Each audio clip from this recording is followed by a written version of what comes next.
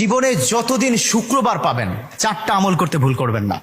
আজকে শুক্রবার না, আমি জানি না 4টা আমল করেছেন কিনা বা করছেন কিনা, আপনারা মিলিয়ে নেবেন। যদি 4টা আমল আজকে না করে থাকেন, আজকে থেকে জীবনে যতদিন শুক্রবার পাবেন 4টি আমল করতে ভুল করবেন না। পারবো তো ইনশাআল্লাহ?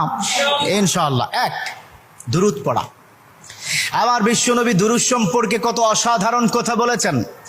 একজন সাহাবা এসে বললেন, ইলা রাসূলুল্লাহ সাল্লাল্লাহু আলাইহি ওয়াসাল্লাম, ও নবী, আমি যদি আপনার প্রতি দিনের 1/3 ধরে দুরূদ শরীফ পড়ি আমি কি নিয়ামত পাবো?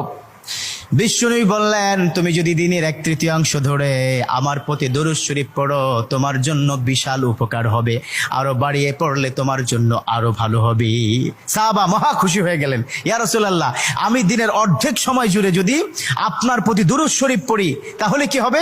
বিশ্বনবী বললেন, এটা বিশাল